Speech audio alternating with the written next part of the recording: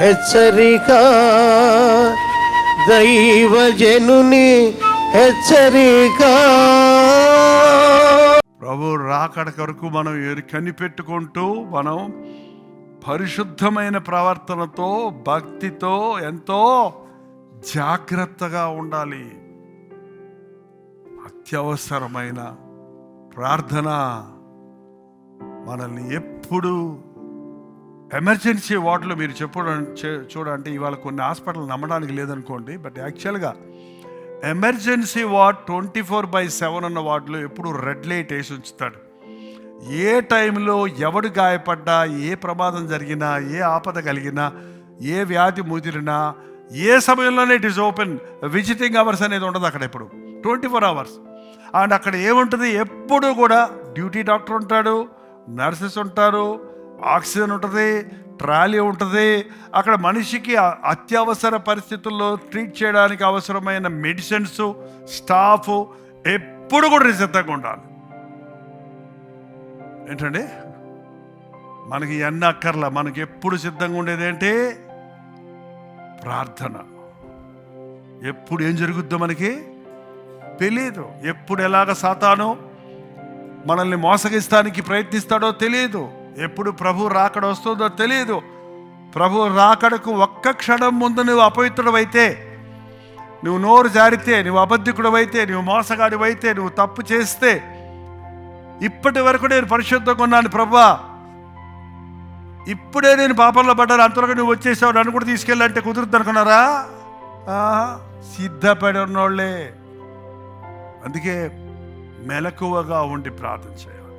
ఇప్పుడు యుద్ధము అనగానే మనకి ఏం కనపడుతుంది చెప్పండి? యుద్ధంలో కార్లు తగలబడిపోతున్నాయి, ఇల్లులు తగలబడిపోతున్నాయి, ఫైర్ ఎక్కడ చూసినా, బాంబులు అవేగముగా ఈ మూల నుండి ఆ మూల. ఎక్కడ టార్గెట్, కంప్యూటర్ నాలెడ్జ్ వచ్చాక ఇక్కడ టార్గెట్ చేస్తే అది పోయి అక్కడ ఆ మూల కూర్చున్న వాళ్ళ గుండె మీద పడేటట్టుగా పెట్టచ్చు అంటండి.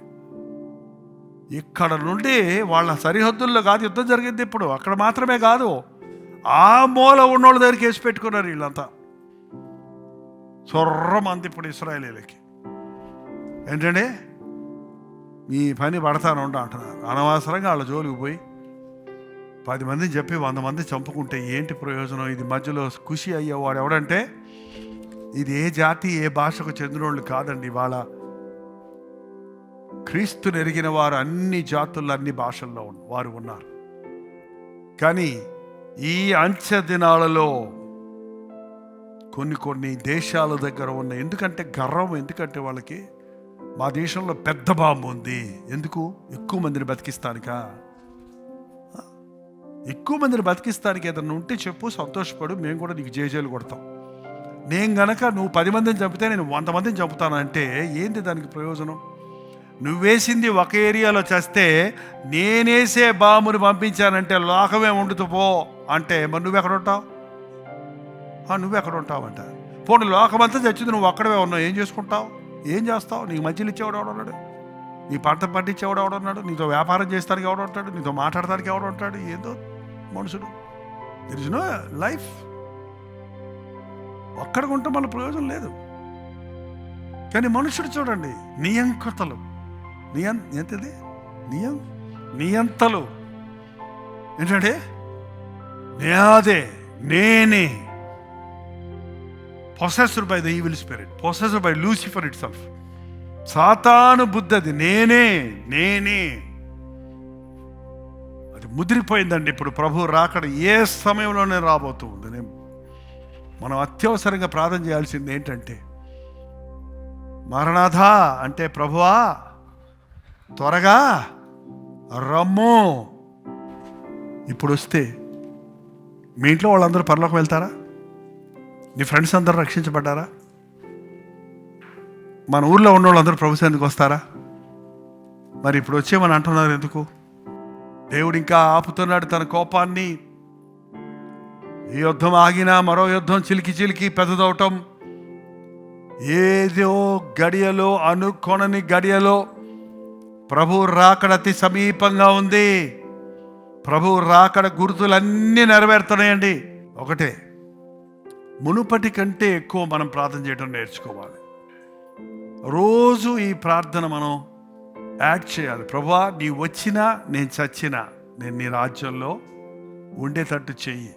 ఎందుకంటే ఏ క్షణానికి ఏం జరుగుతుందో ఎవరికి తెలియదు. కాబట్టి నీ హృదయ శుద్ధిని కాపాడుకో. ఒక్కరోజే కదా తప్పు చేశాను, ఒక విషయంలో కదా తప్పు చేశాను, కాసేపేద కదా నేను ఇష్టం వచ్చినట్టు ఉన్నాను అనుకోకుండా దేవునికి లెక్క అప్పచెప్పవలసిన వారే ప్రభు వచ్చినప్పుడు మనం మందులమై ఉండక, మత్తులమై ఉండక, ఐహిక విచారాల్లో పడిపోయి ఉండక మెలకువగా ఉండి ప్రార్థన చేయువారిగా ఉందాం.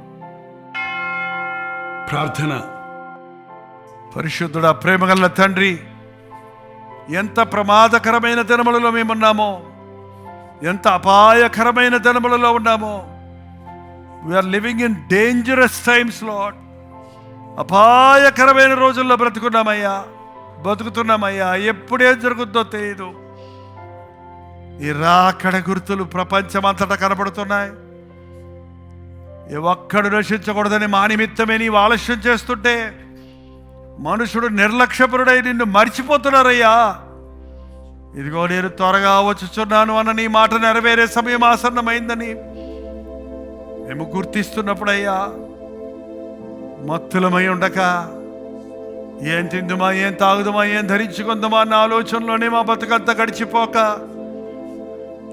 ఏం సంపాదించుకుందామా, ఏం దాచుకుందామా, ఎలాగూ సుఖాన్ని అనుభవిద్దామా అని లోకములో ఉన్న అల్పకాల పాపభోగాన్ని అనుభవించడంలోనే మేము నిమగ్నమై ఉండక, శాశ్వతమైన జీవితం ఉన్నది, నిత్యమైన రాజ్యం ఉన్నది, రక్షకుడైన ప్రభువు నా కొరకు ప్రాణం ఇచ్చిన వాడికి ఉన్నాడు, ఆయన రాజ్యములో నన్ను జ్ఞాపకం చేసుకో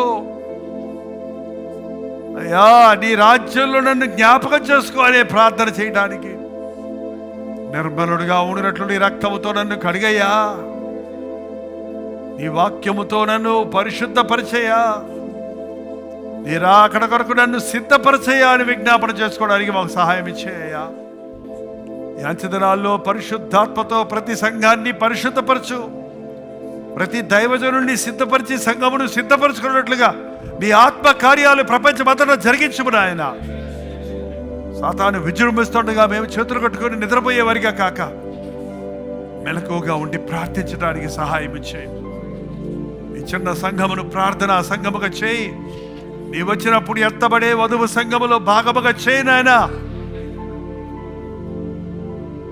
రక్తములో కడుక్కొని శుద్ధులమైన మేము మా పరిశుద్ధతను కాపాడుకున్నటకు, మంచి మనస్సాక్షిని కాపాడుకున్నటకు, పరిశుద్ధమైన ప్రవర్తనతో జీవిస్తూ ప్రభు రాకడ కొరకు ఎదురు చూచుటకు, మా చుట్టూన్న వారిని సిద్ధపరచుకున్నటకు సహాయం చేయమని యేసు క్రీస్తు నామములో అడుగుచున్నాము తండ్రి, ఆమేన్. మన తండ్రి ఈయన దేవుని యొక్క ప్రేమయు, కుమారుడైన క్రీస్తు యొక్క కృపయు, ఆదరణకర్త అయిన పరిశుద్ధాత్మ యొక్క సహవాసం కూడి వచ్చిన మనందరికీ ఇప్పుడు నువ్వు సదాకాలము తోడై ఉండను గాక. ఆమేన్, ఆమేన్, ఆమేన్.